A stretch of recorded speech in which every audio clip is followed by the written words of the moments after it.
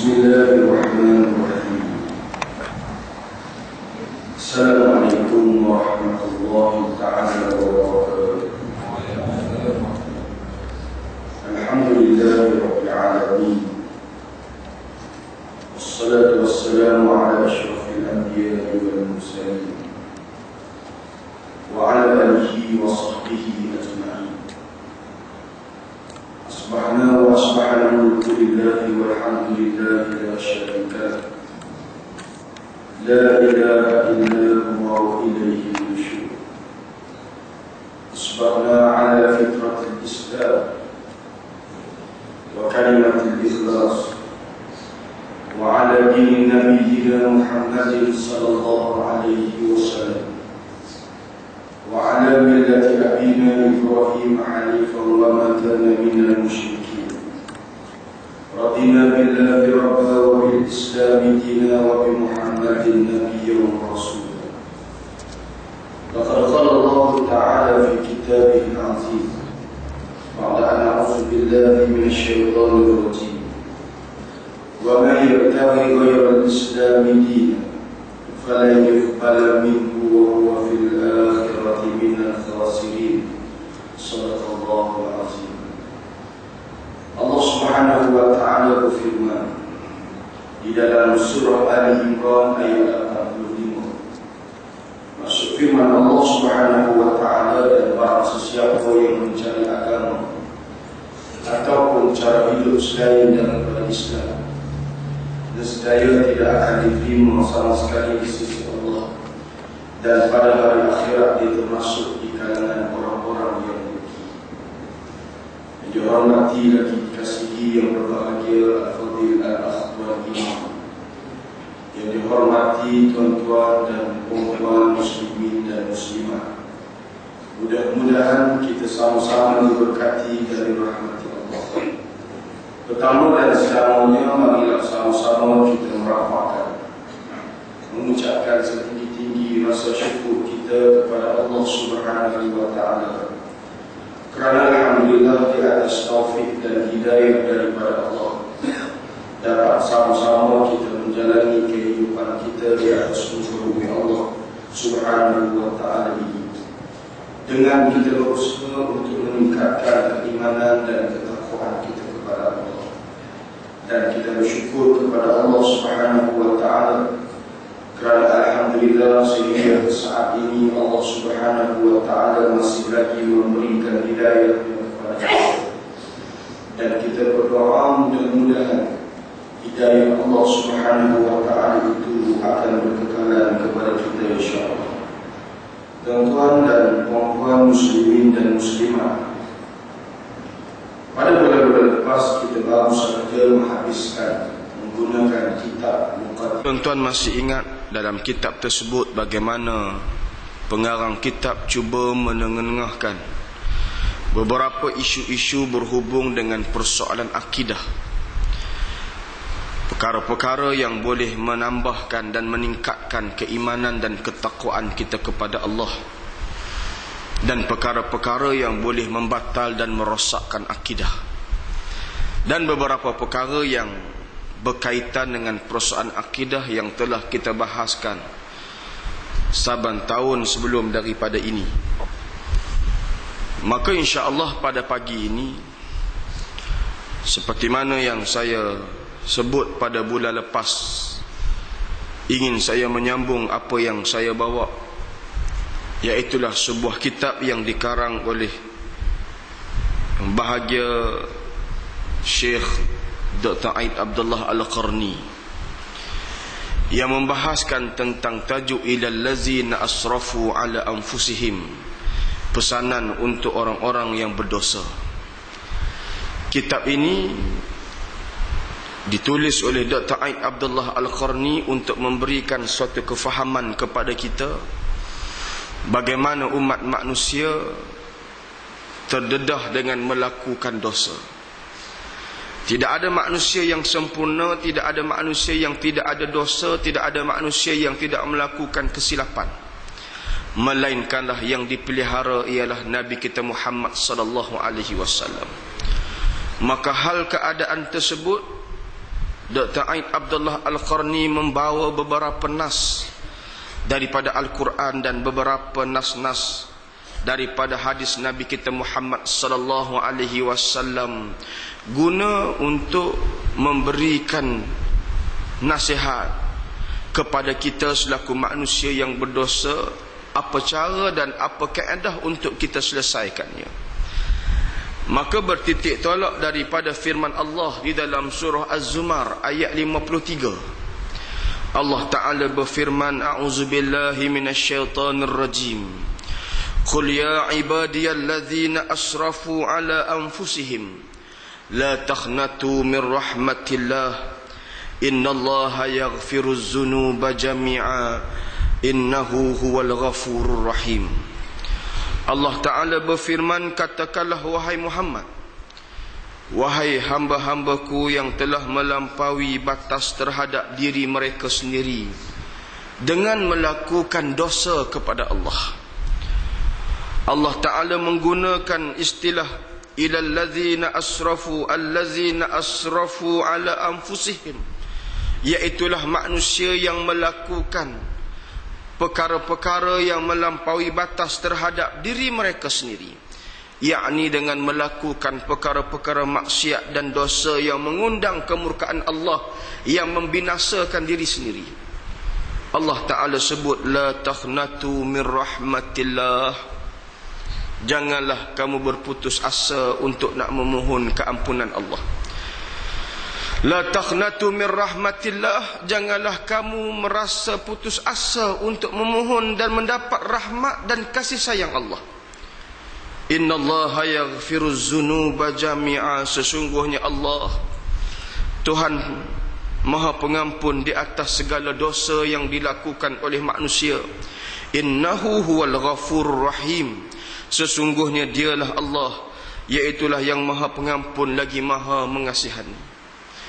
Ayat ini menjadi agenda besar yang dibawa oleh Dr. Aid Abdullah Al-Qarni dalam memberikan sedikit kegembiraan dan penawar kepada kita. Bila berdepan dengan dosa yang kita lakukan kepada Allah, maka ayat ini merupakan jaminan daripada Allah. Mereka yang melampaui batas terhadap diri mereka sendiri dengan melakukan maksiat yang mengundang dosa dan murka Allah, Allah Ta'ala sebut, la taqnatu min rahmatillah, jangan kamu berputus asa untuk nak memohon rahmat dan kasih sayang Allah. Sesungguhnya Allah, Tuhan Maha Pengampun di atas segala dosa. Tuan-tuan sekalian, daripada sinilah Dr. Aid Abdullah Al-Qarni cuba nak memberikan kefahaman kepada kita. Dia membawa bagaimana kehidupan kita di dunia ini senantiasa berdepan dengan dosa. Akan tetapi Allah Ta'ala tak buat kita tinggal dalam keadaan kita tanpa panduan dan juga arah tuju. Disebutkan oleh pengarang bagaimana jalan menuju Allah Subhanahu wa Ta'ala itu adalah jalan yang pernah ditempuh oleh para Nabi dan Rasul alaihi mussalatu wassalam. Kita bukan nak buat trek baru dalam Islam. Dalam nak membawa hidup kita di dunia ni, tuan-tuan sekalian, kita bukan nak buka trek baru. Tak payah pening-pening nak cari trek baru untuk hidup kita di dunia ni. Trek yang dah ada, jalan yang dah ada dalam menuju Allah, ialah jalan yang pernah ditempuh oleh di kalangan para Nabi dan Rasul alaihi wassalatu wassalam. Allah Ta'ala nyatakan dalam Al-Quran, wa anna haza sirati mustaqiman fattabi'u wa la tattabi'u subula fatafarraqa bikum an sabili. Allah Ta'ala berfirman, sesungguhnya jalanku lurus. Allah Ta'ala sebut, jalan aku itu lurus, hanya satu jalan aku. Wa la tattabi'u subul, jangan sekali-kali kamu ikut jalan-jalan selain daripada jalan-jalan yang lurus itu. Sebab itu Al-Imam Ibn Taymiyah pernah ditanya oleh seseorang tentang jalan menuju Allah. Al-Imam Ibn Taymiyah ditanya, adakah benar jalan menuju Allah itu sebanyak jiwa yang diciptakan oleh Allah? Adakah benar jalan menuju Allah sebanyak jiwa yang diciptakan oleh Allah? Maknanya jiwa, makhluk itu manusia, makhluk itu binatang, apa sahaja makhluk yang ada jiwa, benarkah ia sebanyak jiwa yang diciptakan oleh Allah? Maka Al-Imam Ibn Taymiyah sebut, kalau itulah soalannya, jawapannya tidak benar. Kerana jalan menuju Allah itu hanyalah jalan yang satu, seperti mana ayat yang saya bacakan sebentar tadi. Wa anna hadza sirati mustaqiman fattabi'uh. Jalan Allah yang namanya Islam satu ya. Tidak ada Islam lain. Tidak ada istilah Islam yang lain. Aku Islam, aku cara ni. Islam kamu, cara kamu. Tetapi itulah yang benar diberikan peringatan oleh baginda Rasulullah sallallahu alaihi wasallam. Nabi kata dalam sepotong hadis, umat aku akan terpecah sebanyak 73 puak. 73 aliran pemahaman. 73 masing-masing mendabik dada mereka lah Islam yang betul. Nabi sebut. Nabi kata terpecah golongan Bani Israel. Siapa Bani Israel? Di kalangan umat yang hidup di dunia ini yang dikenali sebagai umat yang degil. Terpecah golongan Bani Israel sebanyak 72 puak. Dalam hadis yang lain Nabi sebut, balighu anni walau ayah wa hadithu an Bani Israel wala haraj. Nabi kata, Nabi SAW bersabda, sampaikanlah daripada aku walaupun sepotong ayat. Kamu dengar apa daripada aku, apa tazkirah daripada aku, apa kuliah daripada aku, Nabi sebut, kamu kena cerita pada manusia walaupun sepotong ayat. Tetapi janganlah kamu segan silu, wa hadithu an Bani Israel wala haraj. Jangan kamu rasa bersalah untuk menceritakan tentang kedegilan golongan Bani Israel tanpa segan silu. Nabi cerita, ceritalah kedegilan golongan Bani Israel. Tetapi dalam hadis tersebut Nabi kata, sedegil-degil golongan Bani Israel yang Allah Ta'ala utus Nabi yang banyak pada kaum tersebut, tetapi mereka hanya terpecah sebanyak 72 puak, 72 aliran pemikiran. Tetapi umat aku, Nabi kata, akan terpecah sebanyak 73 puak. Tetapi Nabi kata 73 cara nak bawa yang nak ngata masing-masing mendabik dada sebagai Islam yang benar. Nabi kata kulluhum finnar, semuanya 72 akan masuk neraka, melainkan satu sahaja yang tidak dikategorikan ataupun dimasukkan dalam golongan yang mendapat azab siksa Allah pada hari akhirat kelak. Satu yang Nabi sebut. Daripada 73 tu, yang benarnya hanyalah satu iaitulah apa mereka yang berpegang dengan apa yang dibawa oleh aku dan berpegang dengan apa yang telah ditetapkan oleh Allah Subhanahu wa taala. Maka oleh sebab itu benarlah jawapan Al-Imam Ibn Taymiyah. Kalau kamu tanya aku, jalan menuju Allah itu satu ya, tidak ada Islam lain, tidak ada Islam tak ada. Aku Islam, aku cara macam ni, Islam kamu cara macam kamu. Hukum yang aku faham dalam Quran macam ni, hukum yang kau faham macam lain. Nabi kata, Imam Ibn Taymiyah sebut tak ada. Jalan Allah yang namanya Islam hanyalah satu. Akan tetapi, jika sekiranya kamu nak sebut jalan-jalan kebaikan untuk menuju Allah, benar ia sebanyak jiwa yang diciptakan oleh Allah. Jalan-jalan kebaikan untuk menuju jalan Allah memang benar. Ia sebanyak jiwa yang diciptakan oleh Allah Subhanahu wa taala. Maka oleh sebab itu tuan-tuan sekalian, jalan Islam, jalan yang boleh menyelamatkan kita daripada azab siksa api neraka Allah ini ialah jalan, bukan jalan yang baru kita nak terokai, tetapi jalan yang pernah ditempuh oleh golongan-golongan di kalangan para nabi dan rasul alaihi wassalatu wassalam. Di kalangan umat-umat dulu, di kalangan para nabi dulu, bahkan dikuatkan lagi melalui firman Allah menyatakan jalan Allah yang dengan jelas kepada kita semua. Maka oleh sebab itu Allah Subhanahu wa taala tidak menciptakan makhluknya, tidak menciptakan kita sebagai umat manusia, melainkan agar kita menyembah, mengesakan Allah.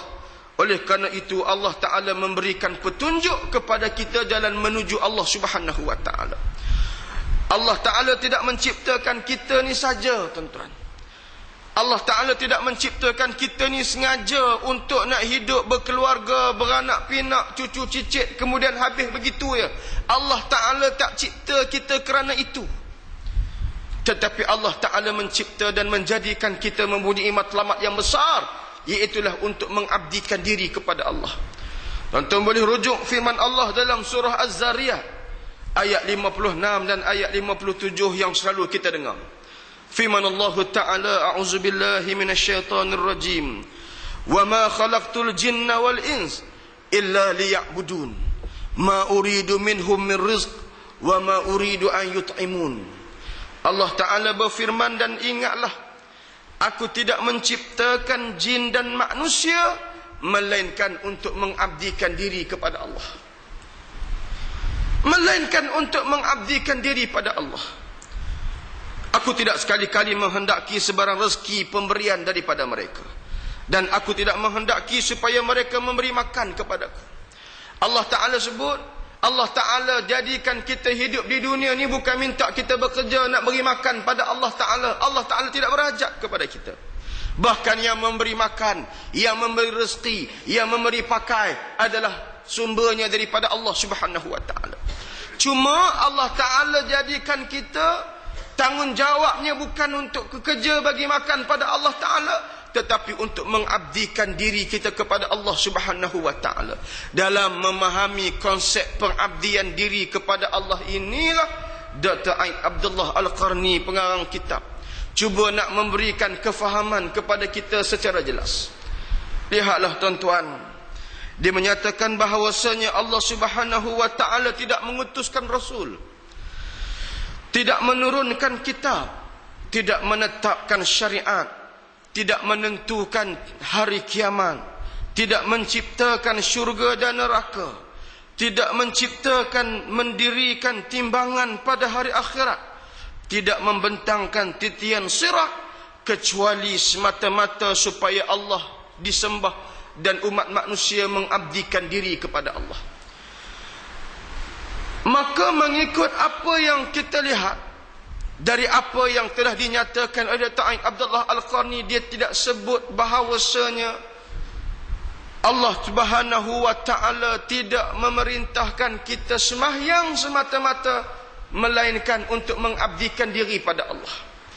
Tetapi Allah Ta'ala menyebut, dikupas ataupun diulah oleh di kalangan para ulama, Allah utus Rasul. Tujuan apa Allah Ta'ala mengutuskan Rasul? Membangkitkan Rasul pada setiap umat. Antara ayat yang Allah Ta'ala nyatakan dalam Quran, memberikan gambaran kepada kita peranan di kalangan para Nabi dan Rasul alaihimus salatu wassalam. Walaqad ba'asna fi kulli ummatin rasula an ya'budullah wajtanibut taghut. Allah Ta'ala berfirman, sesungguhnya kami utuskan pada setiap umat itu Rasul. Setiap umat ada Rasul Nabi SAW, yang memiliki dua tugas mengikut zahir ayat ini. An ya'budullah wajtanibut taghut.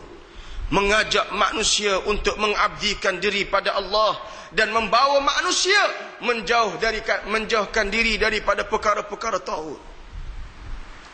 Maknanya tuan-tuan sekalian, kalaulah semata-mata gambaran Allah utus dan bangkitkan Nabi ini untuk mengajar sembahyang, kenapa dikaitkan an ya'budullah wajtanibut taghut? Mengajak manusia mengabdikan diri kepada Allah, berusaha membawa dan mengeluar manusia daripada taghut. Maknanya akan ada jalan-jalan yang ditempuhi oleh manusia daripada jalan-jalan yang bukan telah ditetapkan oleh Allah Subhanahu Wa Ta'ala. Yang maknanya tuan-tuan sekalian, pengabdian diri kepada Allah bukan semata-mata dalam bentuk sembahyang, tetapi adalah untuk memberikan dan mengajar manusia tentang agama, mengeluarkan manusia daripada kegelapan jahiliah kepada cahaya Islam. Dalam surah Al-Jum'ah ayat yang kedua, Allah Ta'ala nyatakan, huwallazi ba'atha fil ummiyina rasulan minhum yatlu alaihim ayatihi wa yuzakkihim wa yuallimuhumul kitab wal hikmah. Allah Ta'ala berfirman, dan dialah Allah yang membangkitkan kepada umat yang buta huruf itu seorang Rasul, dengan tujuan matlamat zahir ayat ni ada tiga peranan Rasul tersebut, iaitulah yatlu alaihim ayatihi, untuk mengajar pada manusia ayat-ayat Allah, untuk mengajar manusia ayat Allah, kerana ayat Allah Subhanahu wa ta'ala itu merupakan hidayah. Yang kedua, Allah Ta'ala sebut wa yuzakkihim, antara tujuan peranan para nabi dan rasul Nabi Muhammad Allah sallallahu alaihi wasallam yang diutuskan oleh Allah adalah untuk membersihkan jiwa-jiwa manusia. Wa yuallimuhumul kitab wal hikmah, dan untuk mengajar manusia tentang Alkitab, yakni Al-Quran dan Al-Hikmah. Maka oleh sebab itu, kalau kita melihat daripada dua ayat ini, maknanya Allah Subhanahu wa ta'ala mengutuskan baginda Rasulullah sallallahu alaihi wasallam bukan semata-mata nak membawa manusia agar mereka sembahyang, beribadat khususiyah kepada Allah, tetapi membawa manusia mengikut track yang diredai oleh Allah Subhanahu wa ta'ala, memahami konsep pengabdian yang sebenarnya. Maka oleh sebab itu, Allah Subhanahu wa ta'ala tidak mengutuskan Rasul itu saja. Yang kedua, tidak menurunkan kitab, tidak menetapkan syariat. Bila menurunkan kitab dan menetapkan syariat Allah, maknanya konsep pengabdian diri kepada Allah terlalu besar. Mengambil kira syariat yang telah ditetapkan oleh Allah Subhanahu wa ta'ala kepada kita, yang berkait rapat berhubung dengan hukum hakam, yang berhubung dengan hukum hakam dalam kehidupan umat manusia adalah disebut berhubung dengan persoalan syariat. Maka Allah Ta'ala tidak turunkan syariat itu saja, melainkan untuk membetulkan kehidupan manusia, membawa manusia ke arah jalan yang diredai oleh Allah, membawa manusia untuk mengabdikan diri kepada Allah dengan mengikuti syariat yang telah ditetapkan oleh Allah. Kemudian disebutkan Dr. Aid Abdullah Al-Qarni, dan begitulah tidak menentukan hari kiamat, tidak mencipta syurga dan neraka, tidak mendirikan timbangan dan membentangkan titian sirat, melainkan semata-mata supaya manusia menyembah Allah Subhanahu wa ta'ala. Dr. Aid Abdullah Al-Qarni nak memberikan kefahaman kepada kita bagaimana sikap dan sifat seorang yang beriman kepada Allah, yang menyatakan pengabdian dirinya kepada Allah itu tidak hanya tertumpu dalam ibadat yang disebutkan ibadat khususiyat solat semata-mata, tetapi pengabdian itu dalam konsep yang begitu luas. Dan konsep yang begitu luas yang melibatkan urusan hidup, urusan kehidupan kita di dunia, yang melibatkan dosa, pahala, halal dan haram. Maka oleh sebab itu, tuan-tuan sekalian, Allah Ta'ala nyatakan dalam ayat tersebut, wa ma khalaqtul jinna wal insa illa liya'budun, tidak kami ciptakan jin dan manusia untuk mengabdikan diri kepada Allah.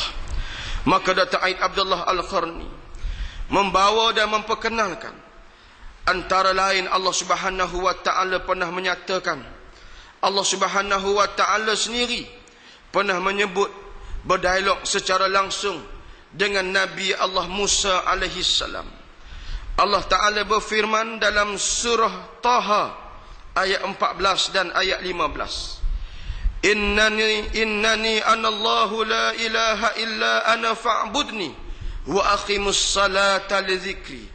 Inna sa'ata atiyatun akadu ughfiha litujza kullu nafsin bima tas'a. Allah Ta'ala berfirman, sesungguhnya akulah Allah, tiada Tuhan melainkan aku, oleh itu sembahlah akan aku dan dirikanlah sembahyang untuk mengingati daku. Sesungguhnya hari kiamat itu akan datang, dan aku sengaja sembunyikan masa datangnya, supaya tiap-tiap diri dibalas akan apa yang telah mereka usahakan. Tiap-tiap diri akan dibalas di atas apa yang telah mereka usahakan, yang membawa diri mereka kepada pengabdian diri kepada Allah Subhanahu wa taala. Maka oleh sebab itu, tuan-tuan sekalian, Allah Taala mengulangi perkara tersebut. Dikupas oleh para ulama menyatakan Allah Subhanahu wa taala mengutus Nabi, menetapkan syariat, melainkan untuk nak membetulkan kehidupan manusia. Sebab itu para ulama mengatakan bagaimana setiap di kalangan para Nabi Allah Ta'ala utus, setiap di kalangan umat Allah utuskan para Nabi untuk membetulkan kesilapan mereka. Untuk membetulkan kesilapan mereka. Kita melihat ketika mana Nabi SAW dilahirkan. Nabi dilahirkan dalam suasana manusia hidup dalam keadaan jahiliah. Hidup dalam keadaan tidak mengabdikan diri kepada Allah. Sebab itu ada ayat yang selalu kita baca dalam Al-Ma'surah.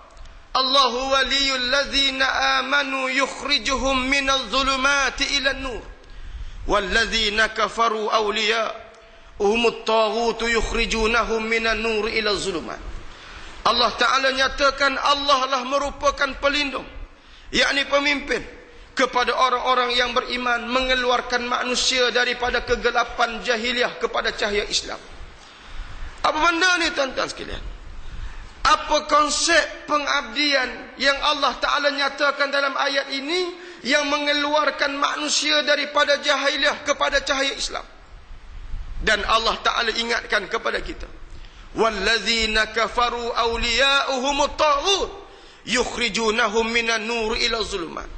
Allah Ta'ala ingatkan kepada kita bahawa sesungguhnya orang-orang yang kufur kepada Allah, pemimpin pelindung mereka adalah golongan-golongan taghut. Allah Ta'ala sebut yang mengeluarkan manusia yang telah duduk dengan cahaya Islam, dia bawa keluar kepada kegelapan jahiliah. Dia mengeluarkan manusia daripada cahaya kepada kegelapan jahiliah.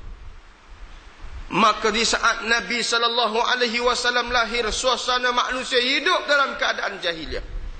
Nabi membetulkan sistem hidup manusia, membawa manusia, mengembalikan semula manusia kepada pengabdian yang sebenarnya kepada Allah.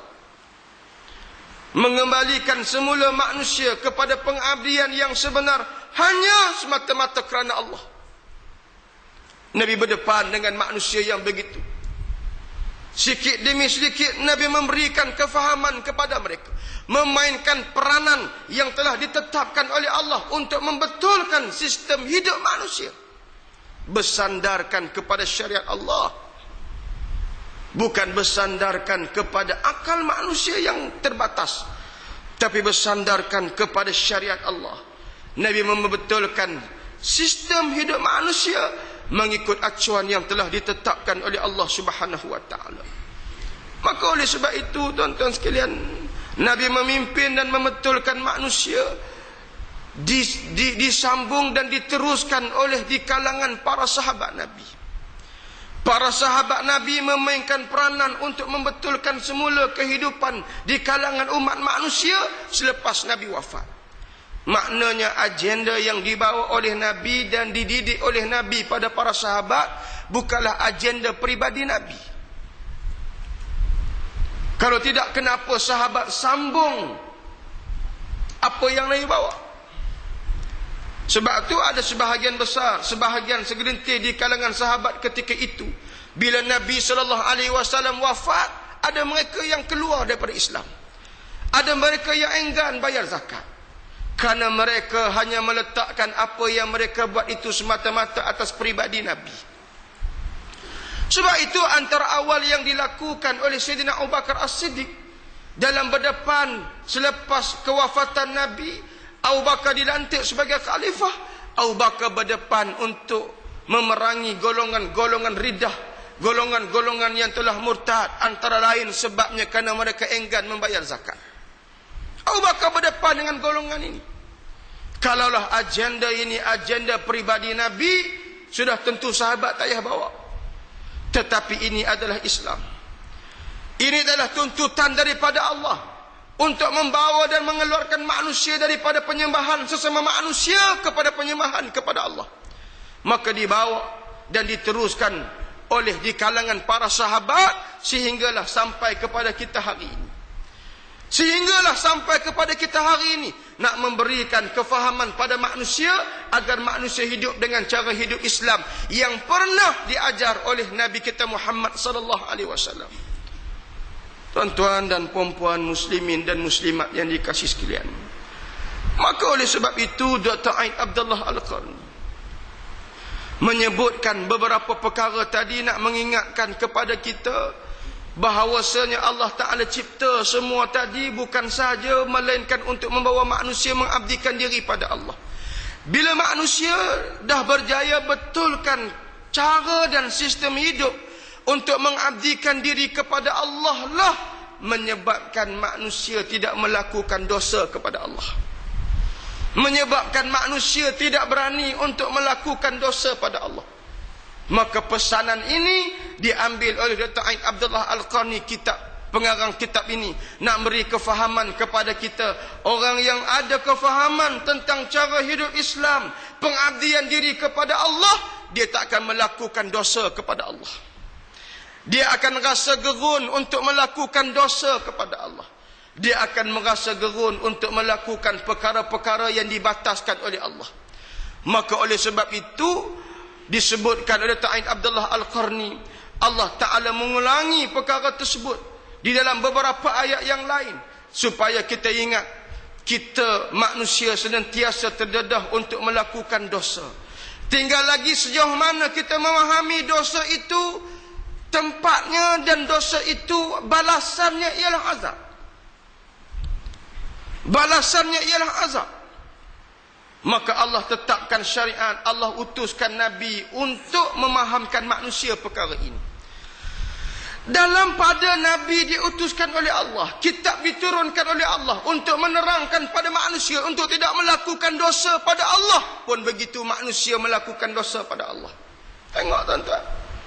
Dalam keadaan Allah utus Nabi, dalam keadaan Allah turunkan kitab, dalam keadaan Allah Ta'ala sebut dalam Quran tentang akan ada syurga dan neraka, akan ada dosa dan pahala, akan ada titian sirat, akan ada timbangan mizan pada hari akhirat, dengan tujuan supaya manusia tidak melakukan maksiat dan dosa pada Allah. Dalam pada itu pun ada manusia yang tidak takut untuk melakukan dosa pada Allah. Bukan saya sebut. Bahkan Nabi kita Muhammad sallallahu alaihi wasallam sendiri sebut bagaimana umat akhir zaman di kalangan umat yang tidak rasa takut untuk melakukan dosa pada Allah. Sebab itu zaman Nabi, tuan-tuan sekalian, Nabi sebut beberapa hadis yang Nabi cerita dekat sahabat, yang perkara tu tak berlaku zaman Nabi. Sahabat pelik. Dan Nabi sendiri nak gambarkan tak pernah berlaku zaman Nabi macam tu, melainkan akan masa akan datang akan berlaku begitu. Antara hadis yang boleh kita rujuk, hadis yang masyhur yang disebut dan disabdakan oleh baginda Rasulullah sallallahu alaihi wasallam. Nabi sebut kullu ummati yadkhulunal jannah illa man aba. Qila wa man ya'ba ya Rasulullah? Qala man ata'ani dakhala al jannah wa man asani faqad aba. Nabi sallallahu alaihi wasallam bersabda, Nabi kata setiap umat aku masuk syurga belaka, Nabi kata. Illa man aba, melainkan orang yang enggan masuk syurga. Qila wa man ya'ba ya Rasulullah? Sahabat bertanya pada Nabi, ya Rasulullah, siapa yang enggan untuk masuk syurga? Maknanya tak ada zaman Nabi, tak ada orang ni. Zaman Nabi ni dan zaman para sahabat tak berlaku orang yang macam ni. Orang yang tak mau nak masuk syurga ni. Karena sahabat yang ada, di kalangan para sahabat yang ada, yang duduk di keliling kalang Nabi adalah mereka yang senantiasa berusaha untuk memastikan diri mereka termasuk di kalangan ahli syurga. Mereka berusaha. Macam saya pernah sebut pada tuan-tuan, dalam kitab Riyadhus Salihin, Imam Nawawi pernah petik sepotong hadis. Saya tak ingat nama sahabat yang datang kepada Nabi, infakkan dirinya untuk menjadi qadam Nabi. Lalu bila dia jadi qadam Nabi, maknanya dia berkhidmat pada Nabi. Dia sediakan pada Nabi air untuk Nabi berwuduk, Nabi minum, Nabi makan, tukar pakaian Nabi, semua dia sedia. Allahu Akbar. Ini kelebihan sahabat. Semua dia buat. Lalu suatu hari bila sahabat datang jumpa Nabi, sahabat yang kata qadam ni datang jumpa Nabi, dia bawa bekas yang isi air untuk Nabi bersihkan badan Nabi dan juga pakaian yang baru. Nabi kata pada sahabat ni, mintalah sesuatu daripada aku sebagai balasan, kerana kamu telah berkhidmat pada aku. Maknanya Nabi seolah-olah macam nak balas budi sahabat yang berkhidmat pada Nabi. Mintalah sesuatu, Nabi kata. Ni Nabi, tuan-tuan. Mintalah sesuatu. Kamu dah bawa air kepada aku, kamu dah bawa pakaian baru pada aku, sebagai upah balasan, apa yang boleh aku bagi? Apa jawapan sahabat, tuan-tuan? Sahabat kata, ya Rasulullah, aku tak mau apa, cuma aku naksa ya, iaitulah kau pastikan agar aku menjadi sahabatmu di dalam syurga Allah Ta'ala kelak. Tengok mentaliti para sahabat. Patutnya apa salahnya sahabat ni sebut, ya Rasulullah, aku qadam lama dah, setiausaha sulit lama dah, takkan tak ada kursi nak bertanding pilihan raya akan datang. Contoh, dia tak boleh mikir begitu. Takkan tak ada habuan-habuan apa yang boleh aku dapat, sebab aku dah berkhidmat pada kamu. Dia tak minta yang tu. Sahabat tidak memiliki mentaliti begitu. Tapi sahabat minta pada Nabi, ya Rasulullah, aku nak kau pastikan aku menjadi sahabat kamu dalam syurga. Maknanya dia nak masuk syurga. Ini mentaliti sahabat Nabi. Sebab itu bila saya baca hadis, sahabat tanya pada Nabi, qila wa man ya'ba ya Rasulullah, siapa yang tak mau masuk syurga? Kami pelik. Kami hidup, sahabat-sahabat yang ada duduk beribadat bersama dengan Nabi, tak cukup beribadat, keluar berjihad, berjuang bersama dengan Nabi, semata-mata nak menuntut dan mencari redha Allah, akhirnya untuk masuk syurga Allah. Tiba-tiba kamu sebut ada orang yang tak mau masuk syurga. Ni yang tak wujud zaman Nabi ni, yang buat dosa, yang buat benda tak rasa bersalah di hadapan Allah. Maka Nabi SAW bersabda, Nabi bersabda, man ata'ani dakhalal jannah wa man asani faqad aba.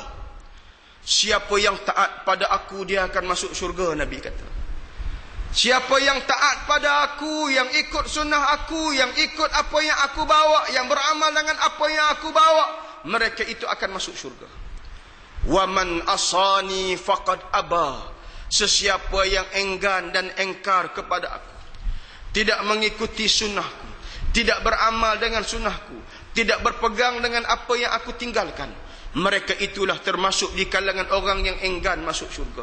Maknanya zaman Nabi tak ada golongan yang tidak mempedulikan dosa, pahala, halal, haram.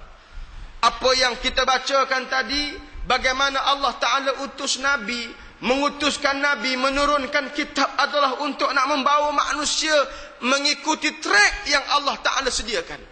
Tiba-tiba ada orang, dia tak takut benda tersebut, dia tak ikut, dia tak peduli dosa, pahala, halal, haram. 2 hari lepas, hari Jumaat, saya berkhutbah di Masjid Kota Damansara, masjid yang berlakunya solat jenazah ke atas saudara Bok Kuman. Tuan kenal Bok Kuman?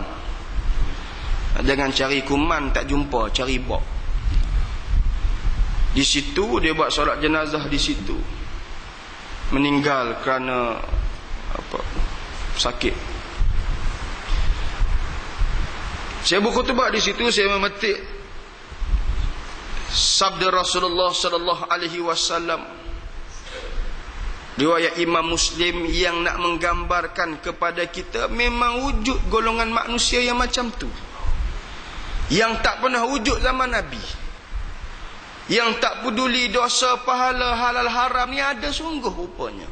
Bukan saya sebut. Ni kita duk cerita kitab Dr. Aid Abdullah Al-Qarni yang membahaskan tentang persoalan dosa. Apa nasihat untuk kita membetulkan dosa kita? Ni kita duk bawa ni. Ni yang kita duk kupas ni. Ni yang nas-nas daripada Quran dan hadis yang kita duk baca ni. Rupanya memang benar, ada sungguh orang yang tak peduli dosa pahala. Hadis daripada Abu Hurairah radhiyallahu taala anhu qala Rasulullah sallallahu alaihi wasallam sinfani min ahli nari lam arahuma. Nabi kata ada dua golongan manusia yang akan menghuni neraka yang aku tak pernah jumpa sebelum daripada ni. Allahu akbar. Nabi sebut ada dua golongan manusia, Nabi kata, yang menjadi penghuni neraka yang zaman aku ni tak ada. Aku tak pernah jumpa puak-puak ni. Kan kita dah sebut tadi, Allah Ta'ala utus Nabi, Allah Ta'ala tetapkan syariat, Allah Ta'ala turunkan Alkitab, Allah Ta'ala buat syurga neraka. Tujuan dia apa? Tujuannya untuk kita mengabdikan diri pada Allah. Sedar kita tu hamba Allah, jangan melakukan dosa dan maksiat pada Allah. Kena rasa takut dengan dosa, kena rasa takut dengan azab Allah, kena rasa takut kepada Allah yang menetapkan akan ada benda yang boleh kita buat, akan ada benda yang tak boleh kita buat. Benda yang tak boleh kita buat, kita gagah buat juga, tempat di neraka. Nabi sebut sinfani min ahlin nari lam arahuma. Ada dua golongan manusia yang akan menjadi penghuni neraka yang aku tak pernah jumpa sebelum daripada ini. Allahu akbar. Yang pertama, Nabi SAW bersabda, qaumun ma'ahum siyatun ka'aznabil bakhar yadribuna bihan nas. Golongan yang pertama ialah golongan di kalangan para penguasa-penguasa, pemerintah-pemerintah yang menggunakan kuasa mereka untuk melakukan kezaliman kepada rakyat. Tuan-tuan, ni bukan saya reka ni, ni hadis Nabi ni. Ustaz jumpa pula hadis Nabi macam ni time ni memang memang nak cari hadis macam ni. Syekh berkhutbah di Masjid Kota Damansara, saya sebut begitu, bukan saya sebut. Ini hadis riwayat Imam Muslim. Tuan-tuan boleh balik rujuk dalam kitab Sahih Muslim. Salah satu daripada golongan yang menjadi ahli neraka ialah pemerintah, penguasa, pemimpin yang dengan kuasa mereka melakukan kezaliman dan penindasan kepada rakyat mereka. Ini Nabi sebut sinfani min ahli nari, dua golongan yang menjadi penghuni neraka. Allahu akbar. Sebab tu tuan-tuan sekalian, sepatutnya manusia ni dengan Nabi yang Allah Ta'ala utus, dengan kitab yang Allah Ta'ala turun, membawa manusia tidak jadi macam tu. Membawa manusia ikut track yang Allah Ta'ala tetap. Tapi kenapa boleh ada hadis Nabi begini? Jawapannya, manusia tidak endahkan apa yang dibawa oleh Nabi. Jawapannya, manusia tidak memandang hadis yang telah dibawa oleh baginda Rasulullah sallallahu alaihi wasallam. Dan sebab itu Nabi kata, penguasa-penguasa yang zalim ini, mereka menjadi salah seorang jaminan daripada Nabi menjadi ahli neraka. Nabi mengajar di kalangan para sahabat, pemimpin, kepimpinan ni bukan suatu kemuliaan. Siapa yang nak mendapat rasa dirinya mulia melalui kepimpinan adalah satu langkah yang silap, kerana ia membawa penyesalan pada hari akhirat. Nabi pernah sebut kepada seorang sahabat yang bernama Abu Zar Al-Ghifari radhiyallahu ta'ala. Abu Zar bila tengok Nabi mengagihkan beberapa amanah jawatan kepada sahabat-sahabat, ada yang jadi gubernur dekat sana, ada yang jadi begini, Nabi agih pada sahabat untuk menggerakkan kerajaan yang dipimpin oleh Nabi. Abu Zar datang jumpa Nabi. Dia kata, ya Rasulullah, orang lain dapat, kenapa aku tak dapat? Bagi satu. Ya Rasulullah, orang lain pakat dapat, aku tak dapat apa lagi ni.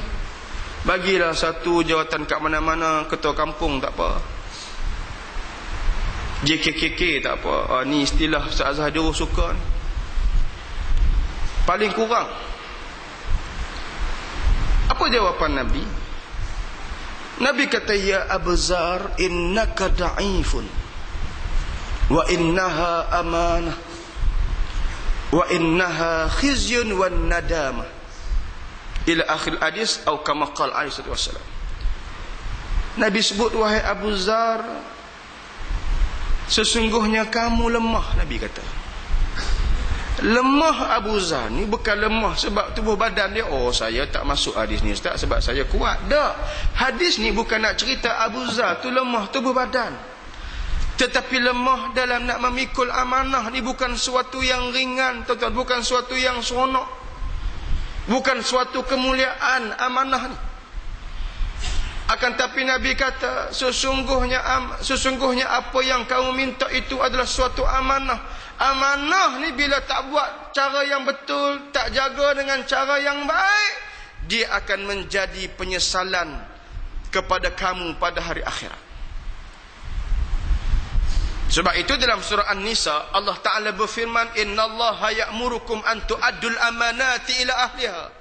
Sesungguhnya Allah perintahkan kamu untuk memberikan amanah kepada golongan yang ahlinya.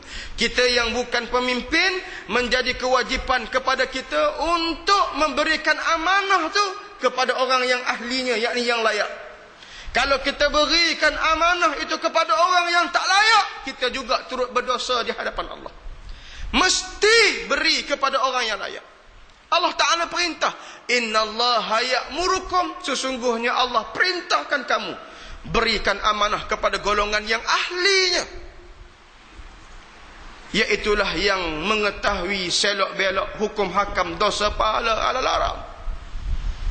Jangan kita jadi memiliki kefahaman sekularisme yang apa kaitan Ustaz cerita pasal pemerintahan dengan dosa pahala, halal haram. Inilah berjayanya pendoktrinan yang dibuat oleh golongan-golongan sekularisme. Dia nak mengasingkan pemerintahan daripada agama. Kalau tidak, kenapa Allah Ta'ala lahirkan Nabi, jadikan Nabi, angkat Nabi untuk menjadi pemimpin kepada manusia? Karena Nabi manusia yang paling alim hukum hakam, selok belok, dosa pahala, halal haram. Maka Allah Ta'ala perintahkan kita berikan amanah pada ahlinya, jangan kepada bukan ahli. Kerana kalau kepada bukan ahli, maka jadilah seperti mana yang Nabi sebut, iaitulah qaumun ma'ahum siyatun ka'aznabil baqar yudribuna bihan nas.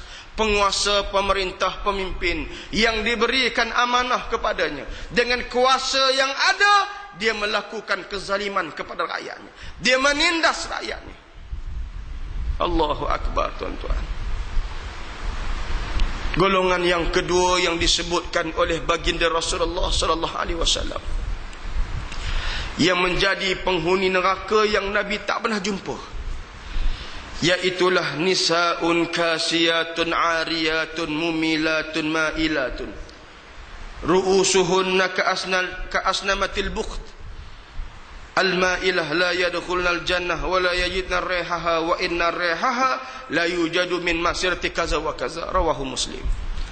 Nabi sebut yang kedua ialah di kalangan para wanita, di kalangan wanita-wanita mereka yang berpakaian seumpama telanjang, yang ada sanggul di kepala seumpama bonggol unta. Nabi sebut berjalan lenggang-lenggok, huyung hayang tangan, tanpa mempedulikan dosa pahala. Yang kedua ni Nabi sebut yang Nabi tak nak jumpa zaman dia. Orang perempuan pakai baju tapi macam telanjang. Tuan-tuan pernah tengok? Oh bagus, orang Budiah tak pernah tengok. Saya tiap-tiap hari tengok. Sungguh.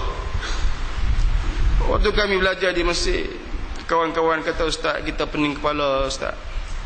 Duduk dalam rumah sewa boleh tahan. Duduk di masjid hafal Quran boleh tahan. Buka pintu masjid, keluar setapak ya daripada masjid, hak 8 juzuk dalam kepala otak hilang belaka. Beradab ni nisaun, Nabi sebut kasiyatun ariyatun mumilatun.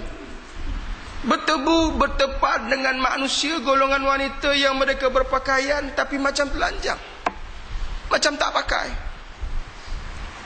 Tuan-tuan sekalian, ni Allah Ta'ala tuju pada golongan ni lah. Kita yang ada isteri, kita yang ada anak-anak, ibu-ibu yang ada anak-anak, kalau tidak termasuk di kalangan wanita yang berpakaian umpama telanjang, tak payah terasa lah. Hadis ni bukan untuk kita lah maksudnya. Kena sebut perhabis, kadang-kadang ada orang tak faham. Saya baca hadis ni beberapa tempat yang lain, nak duduk belakang muncul mulut nak marah kat ustaz. Ustaz macam kata kat kami ya. Dah. Maksudnya kalau kita bukan terkena dalam hadis ni, kita yang jaga, kita yang didik anak jaga, kita tak termasuk dalam hadis ni. Hadis ni Nabi SAW sebut jaminan golongan wanita yang dia pakaian dia macam umpama telanjang. Sanggul di kepala tu umpama bonggol unta. Nabi nampak sengit. Jalan ni hoyong-hayang tangan nak tunjuk kata dia berjalan. Maka Nabi kata inilah termasuk di kalangan ahli neraka. Yang Nabi kata la yadkhulnal jannah, mereka tak akan masuk syurga. Bukan tak masuk syurga sahaja, walam yajid rihaha, dia tidak akan dapat bau syurga. Sekalipun Nabi sebut wa inna rihaha la yujadu min mathirati kaza wa kaza, sekalipun syurga tu sepatutnya dapat dibau, dapat dihidu dengan satu perjalanan yang jauh. Kita semahyang, sebelah kita ada orang pakai atar bau wangi, kita sedap bau. Kita duduk, orang buat doa selamat, makan kambing pagi ni, ada kambing ke? Tak ada. Kita bau pun kita tahu dah. Kita tahu dah. Hidung tu dapat bau, walaupun tapi nak gambarkan itu benda yang duduk di keliling kita ni. Yang Nabi sebut syurga ni Allah, akal kita tak boleh nak ta'aluk macam mana seronok, sedap, wanginya syurga ni, tak sampai akal kita. Sepatutnya orang yang beriman dan bertakwa pada Allah, syurga tu tak nampak lagi, dia dapat bau dah syurga dengan perjalanan yang jauh. Tetapi dua golongan ini Nabi sebut ialah Allah hijab dia. Bukan setakat dia tak boleh masuk syurga, bahkan dia tidak dapat bau-bauan syurga. Sekalipun bauan syurga itu sepatutnya dapat dihidu dengan satu perjalanan yang jauh. Sekalipun syurga tak nampak lagi, kita hadut jauh ni, kita dah dapat hidu bau syurga. Nikmatnya syurga yang Allah Ta'ala berikan pada manusia. Poin saya tuan-tuan sekalian ialah golongan yang tidak takut pada dosa. Yang kita duk baca kitab Data'id Abdullah Al-Qarni ni, pesanan untuk orang yang berdosa ni. Kalau tidak, mana mungkin keluar ayat Allah Ta'ala, mana mungkin ada hadis-hadis Nabi nak beri peringatan, diulang beri peringatan pada manusia. Kerana ada manusia yang tak takut dengan dosa. Sebab itu Nabi kata dua golongan ni bukan zaman aku ni, aku tak pernah jumpa. Generasi para sahabat yang dididik oleh Nabi, Allahu Akbar. Golongan-golongan nisa, wanita yang dididik di zaman Nabi, Allahu Akbar. Mereka bukan daripada yang baik jadi jahat. Mereka daripada yang jahat jadi baik. Daripada keluarga yang jahat menjadi keluarga yang baik. Daripada keluarga yang tak peduli tentang syariat kepada keluarga yang peduli tentang syariat. Ini zaman Nabi.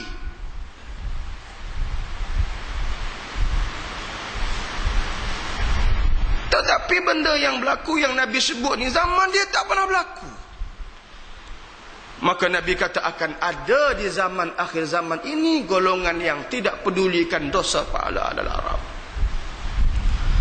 Maka kita berdoa pada Allah, kita bukan macam tu.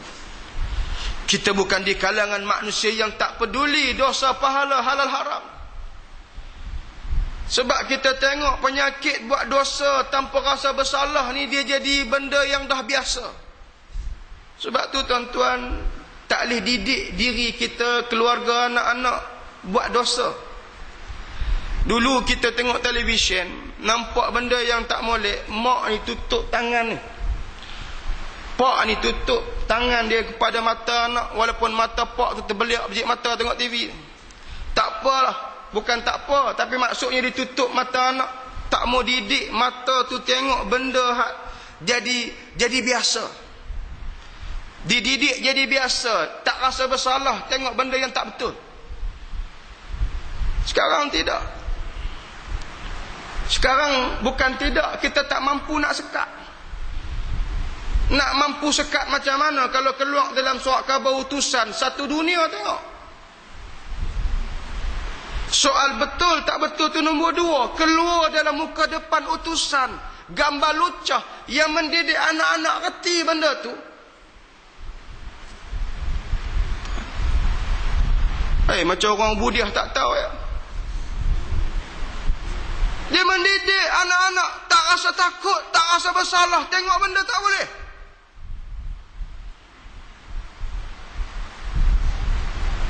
Maka apa yang Nabi nak gambarkan kepada kita ni, dan apa yang dikupas oleh Ta'in Abdullah Al-Qarni, supaya kita sedar, kena kenal dosa ni. Jangan sampai tahap dosa dah menjadi benda yang adat, dosa dah menjadi suatu kebiasaan, menyebabkan kita tak rasa bersalah. Itu penyakit yang besar yang berlaku dan melanda dalam umat Islam pada hari ini. Maka oleh sebab itu, tuan-tuan sekalian, Dr. Aid Abdullah Al-Qarni menggambarkan kepada kita dalam muqaddimah kita membicarakan tentang persoalan ini, iaitulah menyebutkan Allah Ta'ala tidak utuskan Nabi, tidak menurunkan kitab, tidak menetapkan syariat, tidak menetapkan titian sirat, tidak menciptakan syurga dan neraka, melainkan untuk kita sedar diri kita itu adalah untuk mengabdikan diri pada Allah. Mengabdikan diri pada Allah dalam masa yang sama kita mengenali perkara-perkara dosa, perkara-perkara haram, dan kita tidak melakukan perkara-perkara tersebut dalam keadaan diri kita itu yang senantiasa terdedah untuk melakukan dosa. Kita berusaha mengawal diri kita daripada melakukan dosa, sekaligus kita memohon keampunan daripada Allah Subhanahu wa taala. Sekira cukup setakat itu, insya-Allah. Mudah-mudahan sedikit yang saya sampaikan ini memberi manfaat pada diri sendiri dan pada tuan-tuan sekalian. Kita akan sambung pengajian kita pada bulan hadapan dengan poin yang seterusnya yang dikemukakan oleh Ta'in Abdullah Al-Qarni. Aqulu qawli hadza wa astaghfirullah li wa lakum. Wassalamualaikum warahmatullahi taala wabarakatuh. A'udzubillahi minasyaitonir rajim. Bismillahirrahmanirrahim. Alhamdulillahi rabbil alamin, wassalatu wassalamu ala asyrafil anbiya'i wal mursalin wa ala alihi wa sahbihi ajma'in. Allahumma faqihna fid din wa 'allimna ta'wil wahdina ila siratikal mustaqim. Allahumma arinal haqqan haqqan warzuqna ittiba'ah wa arinal batila batilan warzuqna ijtinabah. Allahumma a'inna ala zikrika wa syukrika wa husna ibadatik. Wa sallallahu ala sayyidina Muhammadin wa ala alihi wa sahbihi ajma'in. Walhamdulillahi rabbil alamin.